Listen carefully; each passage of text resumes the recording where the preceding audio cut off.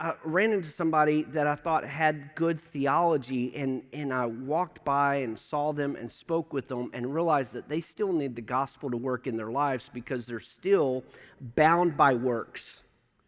Bound by works, bound by trying to do something to receive God's pleasure upon their life. That's what a work is. And listen, there's nothing you can do to ever earn God's love, period, full stop, nothing. Like, hear me, we had an awesome service. Some of you were baptized along with the 228, but hear me. That is a sign of what God has done in your life. It is not a work that will get you into heaven. We don't get baptized so that we get saved. I can't tell you how many times in my life I've baptized somebody and I never seen them in church again because they associate that with, okay, I've hit the finish line. There's nothing you can ever do to earn God's love. Nothing. It's out of His own mercy and grace and character that He loves you. Even as rotten as you and I are, He loves us. And so I just always, when sometimes I get fiery and passionate and strong with my voice, it is not because I'm angry. And please don't misunderstand me. Nobody sent me an email and said, you scream and yell, other than my wife. You scream and yell too much, right? Nobody's done that. But I want you to understand the passion that drives it. The passion that drives it is, I believe, the Western American church is woefully ill-prepared for the season that they're living in. They don't know the word, they don't understand the gospel, and all they know to do is either run and hide or yell at culture. And what we do here on Wednesday nights and Sundays are radically important because I don't want you to be the person who runs and hides, and I don't want you to be the person who screams at culture. What I want you to be is a prophetic voice in the world in which you live where you can rightly handle and divide the word of truth.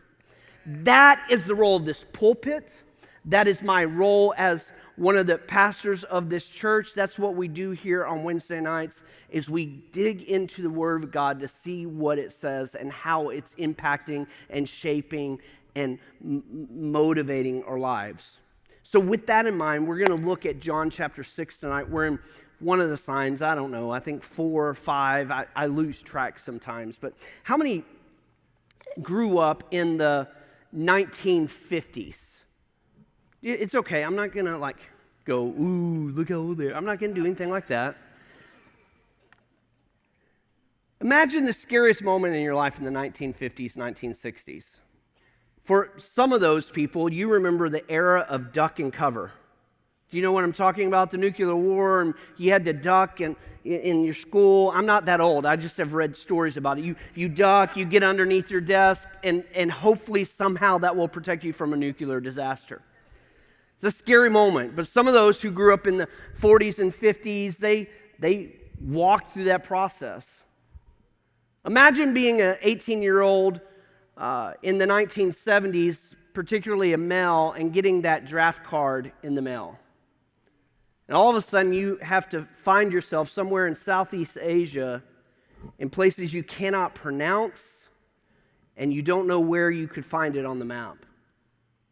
Or if you grew up in the 80s or 90s like I did, and the first bombs started flying over Iraq and Kuwait, and wondering, is this the end? Am I going to get my draft card? Am I going to go over to some sort of Middle Eastern country and die? Some of us have had fears from things like terrorism and the financial crisis in the 1980s, or the financial crisis in 1987, or the mortgage crash in 2008, or the inflation period that we're in right now. It's a scary, scary season for you. There are those in this room that over the past week or two have sat in front of a doctor and have heard the pronouncement that there's nothing we can do for the cancer that's riddling your body.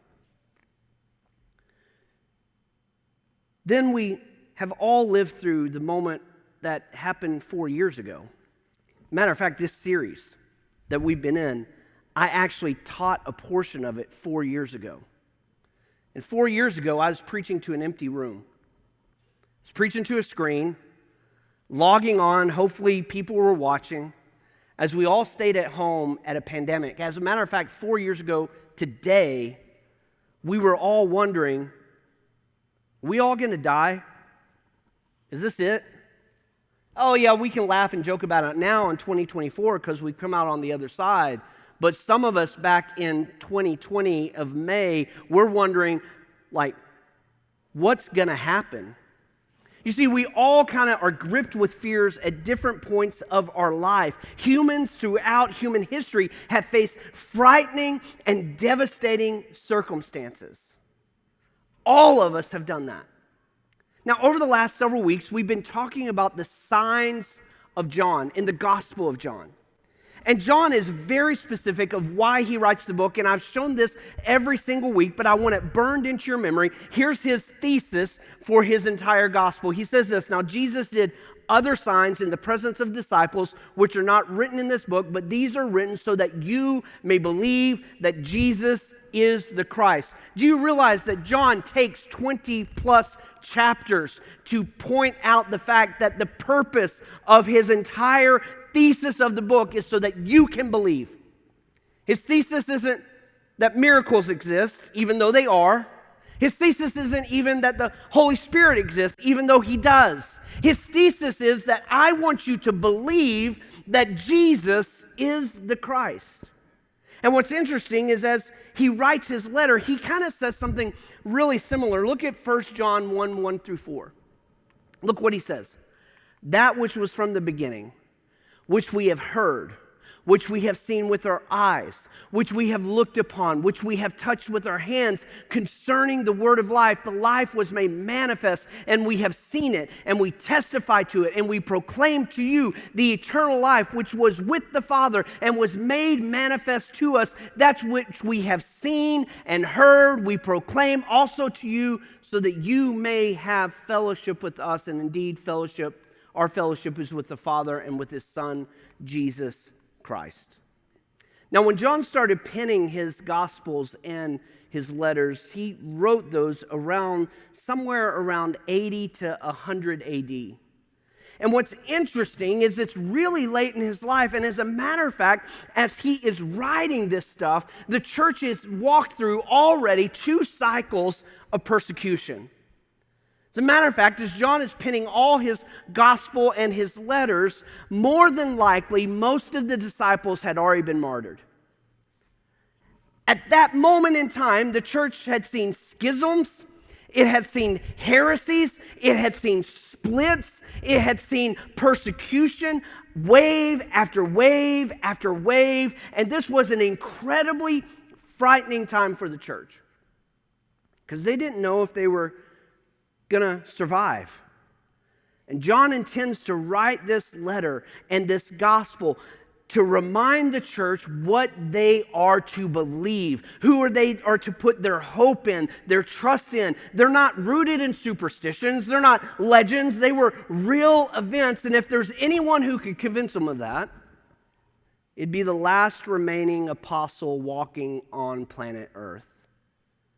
And I think the reason John writes the sign that we're going to look at in John chapter 6 is he's wanting people to understand that even through their fear and anxiety, they can place their hope in a true and living and risen Christ. I think John probably dove into this frightening experience to help them realize the reality of God being in the midst of their fear and calming it. And so he writes in John chapter 6 these words. It's a very famous story that we probably learned in Sunday school. When evening came, his disciples went down to the sea, got into a boat, and started across the sea to Capernaum. It was now dark, and Jesus had not come to them. The sea became rough because a strong wind was blowing, and when they had rowed about 3 or 4 miles, they saw Jesus walking on the sea and coming near the boat. And they were frightened. But he said to them, "It is I, do not be afraid." Then they are glad to take him into the boat, and immediately the boat was going at the land to which they were going.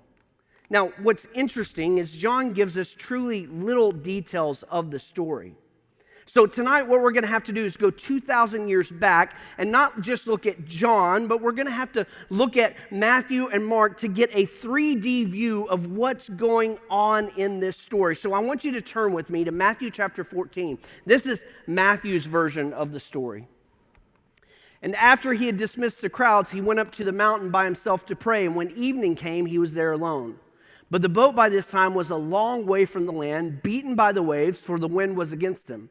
And in the fourth watch of the night, he came to them walking on the sea. But when the disciples saw him walking on the sea, they were terrified and said, "It's a ghost!" And they cried out in fear. But immediately Jesus spoke to them, saying, "Take heart, it is I. Do not be afraid." And Peter answered him, "Lord, if it is you, command me to come to you on the water." And he said, "Come." So Peter got out of the boat and walked on the water and came to Jesus. But when he saw the wind, he was afraid, and beginning to sink, he cried out, "Lord, save me." And Jesus immediately reached out his hand and took hold of him, saying to him, "Oh, you of little faith, why did you doubt?" And then they got into the boat, the wind ceased, and those in the boat worshiped him, saying, "Truly you are the Son of God." Now let's look at Mark's account, and we'll put all this story together. Mark's account. And when evening came, the boat was out on the sea, and he was alone on the land. And he saw that they were making headway painfully, for the wind was against them. And about the fourth watch of the night, he came to them walking on the sea. He meant to pass them by. But when they saw him walking on the sea, they thought it was a ghost and cried out, for they all saw him and were terrified. But immediately he spoke to them and said, "Take heart, it's I, do not be afraid." And he got into the boat with them, and the wind ceased, and they were utterly astounded, for they did not understand about the loaves, but their hearts were hardened. That phrase there at the end there is a little bit hard to understand, but really what it means is they were just a little bit dumbfounded and confused and wondering what in the world is going on. So you have three different accounts, and you have different details in each account. Now, a lot of skeptics would go, wait a second. Matthew's account doesn't match Mark's account, and Mark's account doesn't match John's account, so whose account is true? All of them. All of them are true. Now, you have to understand that Matthew was the writer to a Jewish people group. He was primarily writing to the Jewish people, so he's going to put certain details that kind of pop out to a Jewish audience. Mark was writing, he's probably our earliest gospel writer, and it's a very rudimentary writing, and his eyewitness account is Peter. And you go, well, why in Mark's account does Peter not walk on the water? Probably because Peter didn't want self-worship. And then you get to John. John's writing years after the events and probably writing to both a mixed congregation of Jew and Gentile, and he's focusing on certain details. So when you think about these gospels and why there are different accounts to them, you don't need to be worried about it. It's just people with different perspectives writing to different people. So for instance, let me give you an example of this.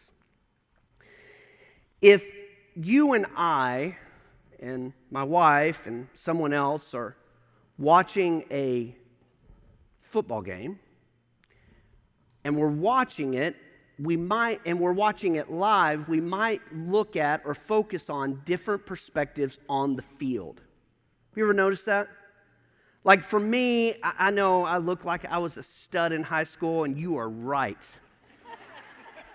But for me, I might watch the receivers or the quarterbacks because that's the position I played in high school and junior high, and it's just quite natural for me to watch that and understand what they're doing and focus in on that.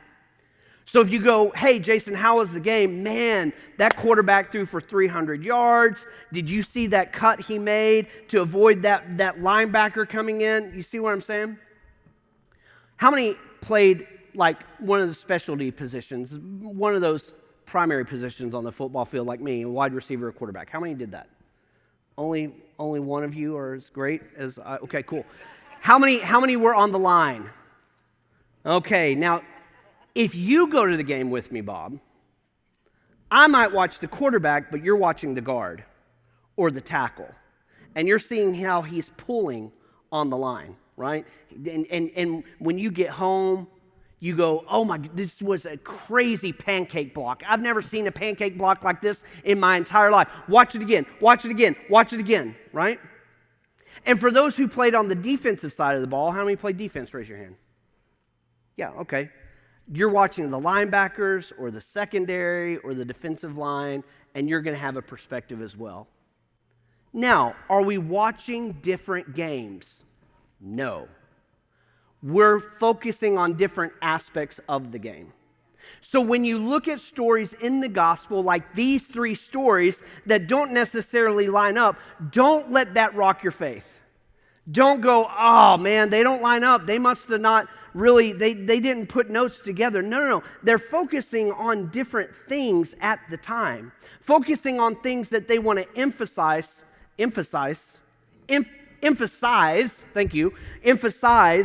what's important to them. So when you put all the details together, when we look at the whole story, we see a few things that stand out that form the whole picture. First of all, you have to understand that they were in a boat. Duh, right? Every story has that they were in a boat. Now, when we think in our Western context of a boat, we think of a boat with an engine and maybe, or sails, but a big enough boat where we're not going to capsize. But for them, an ancient boat was nothing bigger than a little bit bigger than a rowboat in our day. And there's 12 guys in that rowboat. So get that picture, understand it, get it locked into your head. These men were in a boat small enough that could capsize easily. Secondly, we see a storm. Now, Mark tells us that they were straining to get anywhere. And John tells us they had rowed about 3 to 4 miles, which may be John's way of saying that we just rowed and rowed and rowed and rowed and couldn't get anywhere. And Matthew says that they're beaten by the waves. So their perspectives are a little bit different, but we know they're in a small boat in a storm and it's dark. It'd be terrifying. It'd be absolutely frightening, especially if you're on the Sea of Galilee at the wrong time. Now, what's interesting about the Sea of Galilee is it's kind of surrounded by a bowl. It's mountainous on all sides, and on some parts of the mountains, they go 3,000 feet up. And the Sea of Galilee is 700 feet below sea level. And there's certain parts in the Sea of Galilee that are 200 feet deep in the middle. See, an ancient fisherman would not have gone across the lake. Even though when in one of our accounts it says that they went across, really an ancient fisherman would try to stay near the shore. Here's why, and this is going to blow you away, but it is factual. Most fishermen in Jesus' day did not know how to swim. Isn't that weird? You go, no way. Yeah. It's true. Most of the time, they'd pull their boat into about waist-deep water, throw out their nets, and pull in the fish. They did not want to be in deep water. Fishermen did not fish in deep water because they didn't know how to swim. There was no YMCA.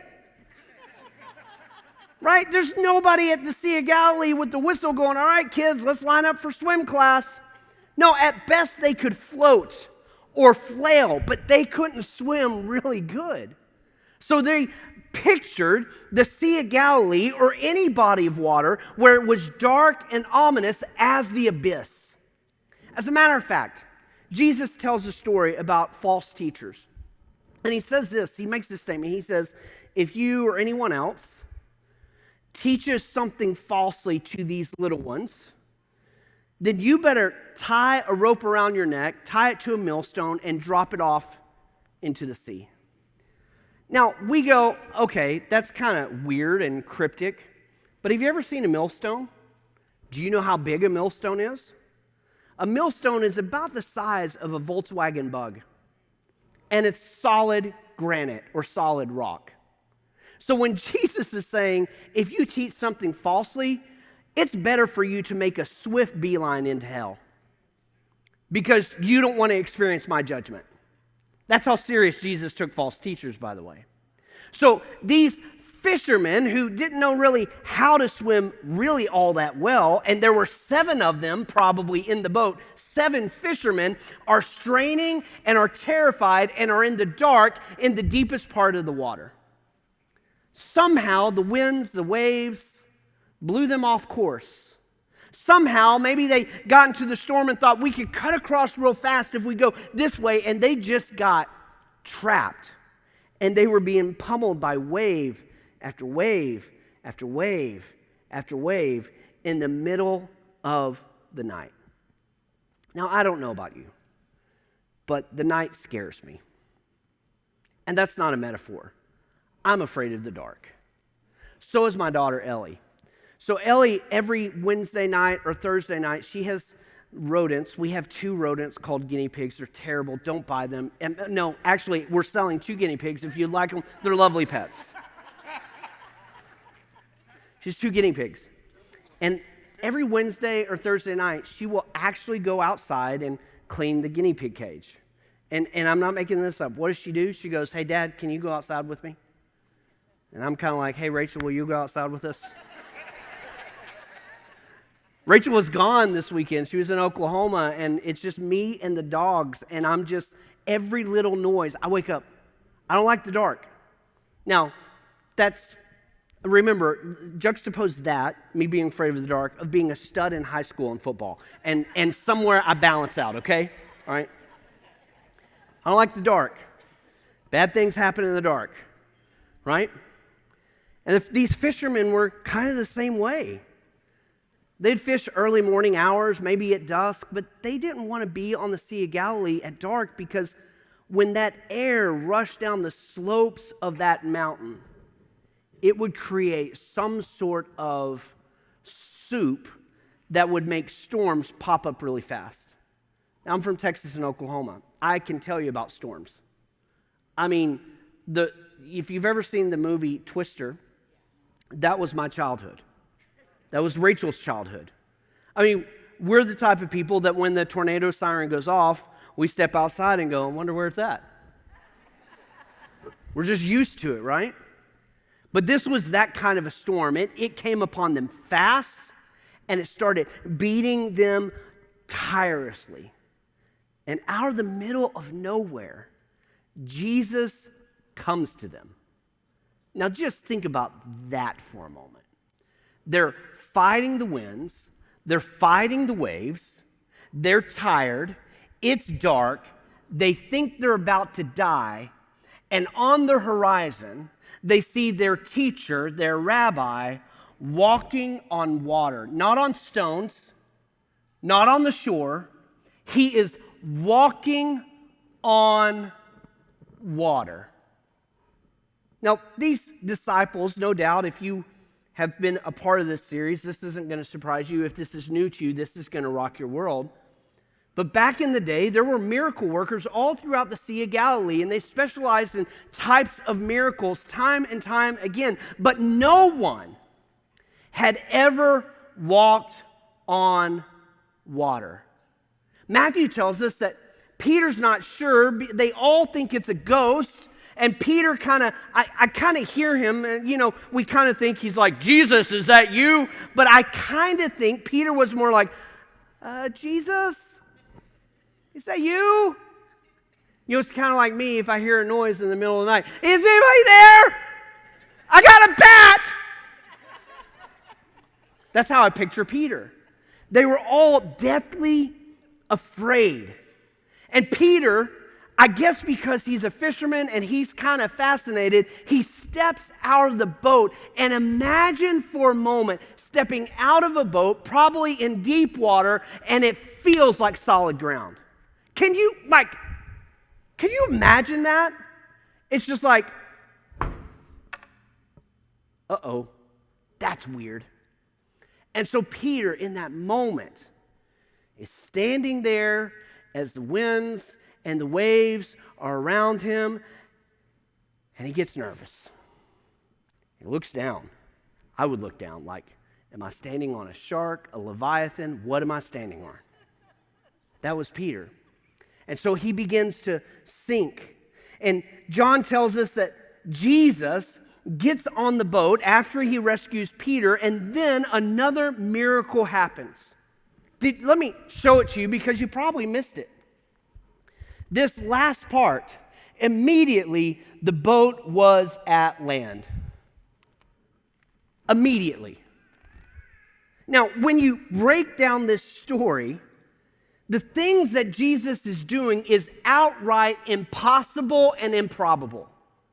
Like, what they're encountering in that moment has never been done in human history and will never be done ever, ever, ever again.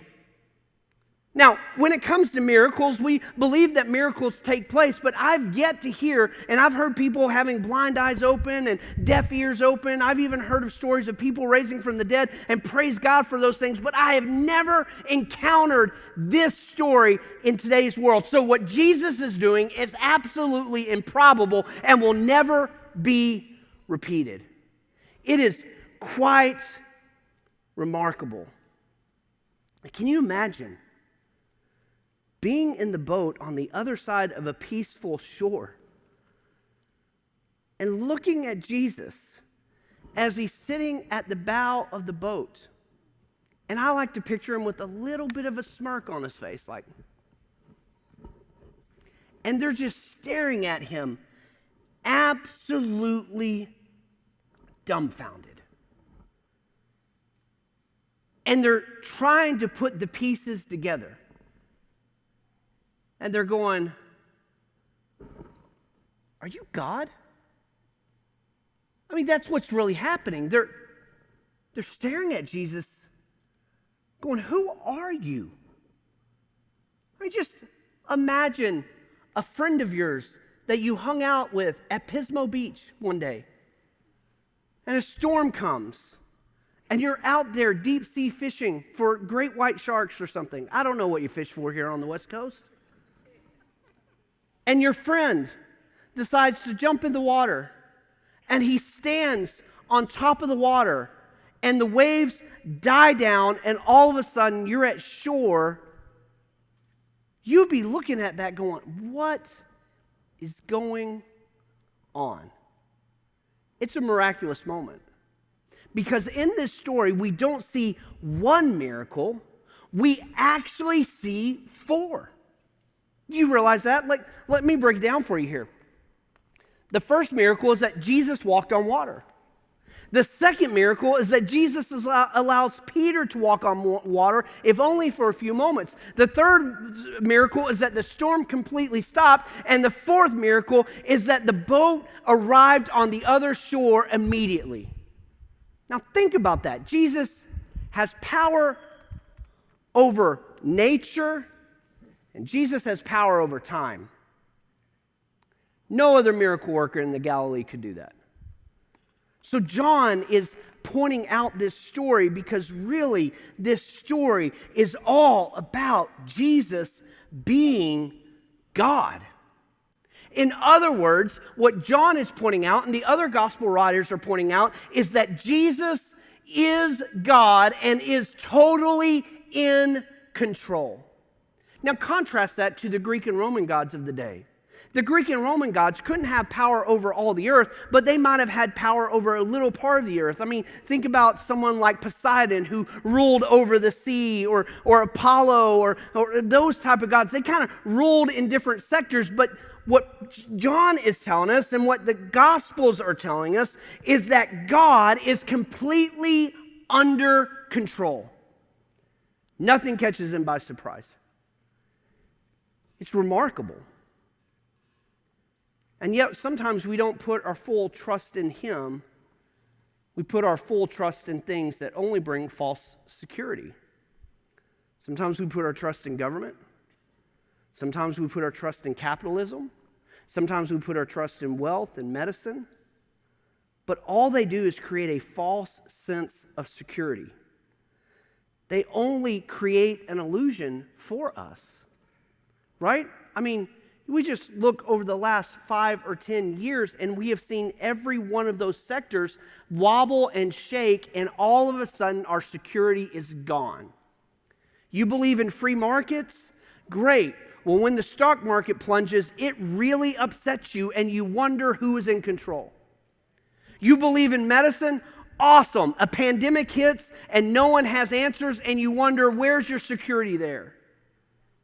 You believe in your bank account until you lose your job. There is nothing that can bring you security and hope other than God's sovereignty. God is sovereignly under control. Now, I use that word a lot, and I just want to break down what that means. What does God's sovereignty look like? Well, his sovereignty is a central theme throughout the entire Bible. God has authority over kings and kingdoms, and he can bring to ruin kings and kingdoms. He's over nations. He is over creation. He's over it all. Now, a good picture that we get, and it's not going to be on your screen, of God's sovereignty, is when God answers Job. Job has lost everything. And for 37 chapters, Job is just asking God questions. Then it says this in Job chapter 38. It's lengthy, but it's worth it. Then the Lord answered to Job out of a whirlwind and said, "Who is this that darkens counsel by words without knowledge? Dress for action like a man, and I will answer you and make it known to me. Where were you when I laid the foundation of the earth? Tell me if you have understanding. Who determined its measurements? Surely you know. Or stretched out the line upon it? Or what were its bases? Or who laid its cornerstone? When the morning stars sang together and all the sons of God shouted for joy? Or who shut in the sea with doors and when it burst out from its womb? When I made clouds its garments and its thick darkness its swaddling band, and prescribed limits for it and set bars and doors, and said, thus far shall you come and no further, and here shall your proud waves be stayed. Have you commanded the morning since your days began, and caused the dawn to know its place, that it might take hold of the skirts of the earth, and the wicked be shaken out? It is changed like clay under the seal, and its features stand out like a garment. For the wicked their light is withheld, and their uplifted arm is broken. Have you entered into the springs of the sea, or walked in the deep recesses? Have the gates of death been revealed to you, or have you seen the gates of deep darkness? Have you comprehended the expanse of the earth? Declare if you know all this." That's a God under control. That's a God in control. What about this one? Psalm 47, "For the Lord, the Most High, is to be feared, a great king over all the earth. He subdued peoples under us and the nations under our feet. He chose our heritage for us, the pride of Jacob, whom he loves. God has gone up with a shout, the Lord with the sound of a trumpet. Sing praises to God. Sing praises to our King. Sing praises, for God is the King of all the earth, and he reigns over the nations." The Bible makes it clear that God is ruler over all. So what is John doing when he's writing this passage about Jesus? He is framing Jesus to be God who is in control over it all. He's over sickness and war and poverty and disease and death and financial corruption. He oversees it all. There is nothing that catches him by surprise. He is in control, and do not be fooled. He does not take his hand off the wheel. I laugh because I just started singing "Jesus Take the Wheel" in my head. He's always had the wheel.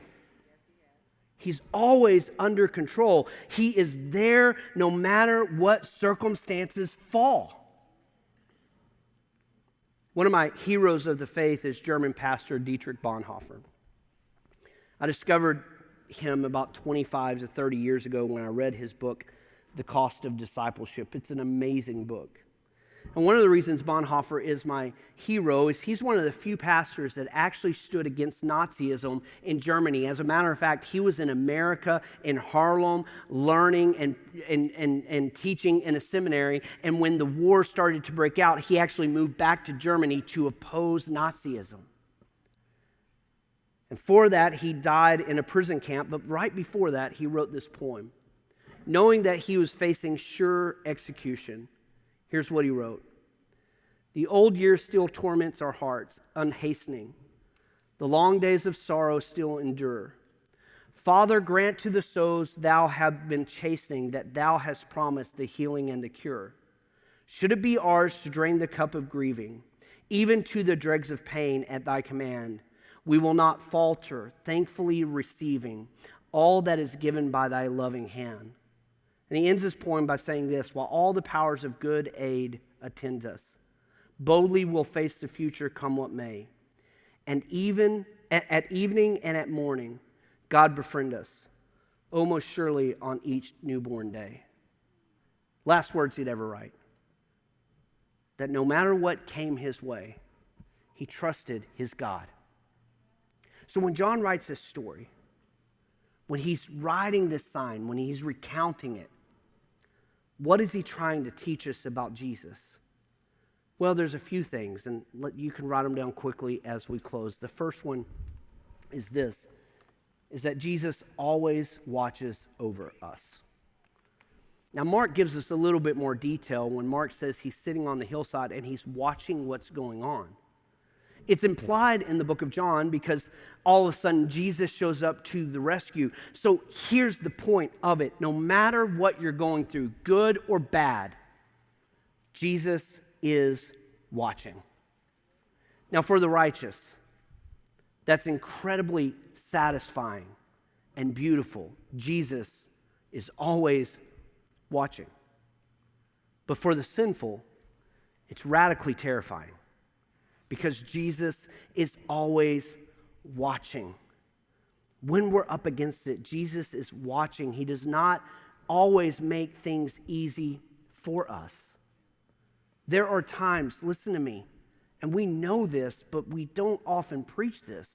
There are times that you are going to walk through difficult seasons of your life, and you're going to feel like the Lord is not present, but the Lord is watching over you. And sometimes that difficult season is simply for your refinement and your good. It's to build you. It's to grow you. It's to develop you. Have you ever watched that show where they make swords? I forget what it's called. Forged by Fire. Have you ever watched that? They take a piece of metal and they stick it in the fire and they pull it out and they hammer it over and over and over again. And they stick it in the fire and they hammer it over and over and over again.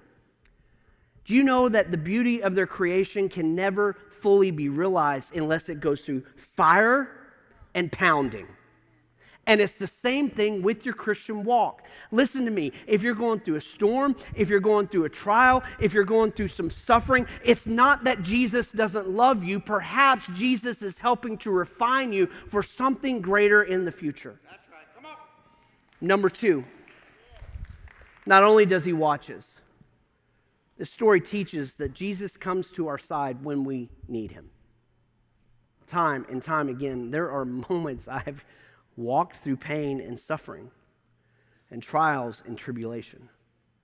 And I know this. I can pray this as the psalmist prayed. I've never seen the righteous forsaken. Listen, I don't know what you're going through. You might have just come tonight just for a regular Bible study, but listen to me. Whatever you're going through, he is your ever-present help in time of need. And you go, well, that seems like you're contrasting yourself, you're contradicting yourself. You said, sometimes Jesus is watching over and not stepping in because of my testing and he's trying to refine me, but now you're saying that Jesus is always helping you. It's one and the same. Sometimes the refining is for your help. Right. And we don't like to hear that because the American church has 2 problems. We have lots of choices and we're easily offended. And so what happens is when you get to that moment of maybe that refining that's helping your soul, that Jesus is coming along the side, he's refining you in the moment, you get offended, you get ticked off, and you go, I don't like this, I'm going to leave. and I'm going to go find another church, and I'm going to go do something different. And then all of a sudden, you find yourself with the same issue time and time again because you don't want the refinement or the help that he has to bring you to your maturity. Number 3, Jesus comes to our side and Jesus helps.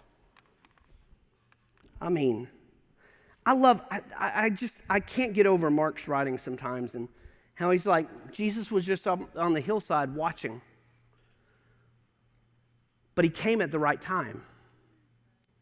Right? Sometimes we're praying for our miracle and we don't know why it's happening. We don't know why there's a delay. Well, sometimes it's timing, but I can tell you this, Jesus he hears you, he sees you, he comes to your side, and he will help you. It's not always the way we think. The great theologian Garth Brooks said, sometimes I thank God for unanswered prayers. Right? That's going to haunt you for the rest of the night, and I hope it does. But Christ does help, but you also have to understand that Jesus has the authority. All that you're going through. So listen, please hear me. We give the devil too much credit. Oh, the devil's just attacking me. The devil's just attacking me. The devil's just attacking me. Cool. He's a created being. We serve the God who was never created. Instead of focusing on your devil, that's small, focus on the God who's sovereign over it all. See, I think sometimes we like our little devil because we can just kind of go, oh, he's just attacking me. It's just a hard day. It's just so tough. My life's just terrible. That little devil, oh man, that devil. And we don't realize that God's standing behind us with a flaming sword ready to wipe the devil out. It's all a matter of perspective. Jesus has the authority over your sickness. Jesus has the authority over your finances. Jesus has the authority over your disease. He has the authority over it all. Over it all. And finally, Jesus always brings us to safety. Jesus always brings us to safety. Now, I love the verse, I think it's in Romans, this isn't in my notes, that he works out together all things that are good for those that love the Lord. Right? Is that Romans? Alex, is that Romans? Yeah. Now, what often happens for believers is they go, "What? Well, where's the good?" Well, you're forgetting who's good. He's working out it for his good. Not your good, his good. Do you realize that? We make the Bible so personal sometimes that we go, he's working everything out for my good. No. He's sovereign. He has a plan. He's working it out for his good. But in his good, we're always brought to safety. You're like, what? You just told me we get tested. You just told me we walk through suffering. You just told me we have to go through trials. Yeah, but you do realize that this 80 years or 85 years or 90 years that you're on the planet is a grain of sand in an ocean of sands when it comes to eternity. What you do here matters, but it's just a blip on the radar. There will be one day where everything is righted, where creation will be renewed, where we will be restored, and we will forever be without sin and next to the God we love. Jesus always brings us to safety. So what do we do with this sign? We trust in the sovereign one who is in control of nature, who is in control of time, and who is in control of sickness and disease. We put our trust in him, no matter what we're going through. Job said it this way, and I'll close with this. Though he kill me or slay me, whatever translation you read, I will still serve him. So no matter if my finances are in the toilet, I'll still serve him. No matter if I'm walking through a disease I'll still serve him. No matter if everything is falling around me, I will still serve him because he is the God of the universe in control over it all. Amen. Father, thank you for your word. God, I love your word, and I pray that the truth of your word digs deep into people's hearts. No matter what people are going through in this house, may they put their full trust in you. Father, we pray for miracles and healings and deliverances and transformation. We want that to happen, restoration, financial provision. We want all those things to happen. But primarily, the gospel is about none of those things. The gospel is about believing in you, in the sovereign one of the universe, who rules it all, who has authority over it all. May our worship be true to that God. And may you take this word and watch over it and perform it in our lives in your name. Amen. God bless you. We'll see you next week.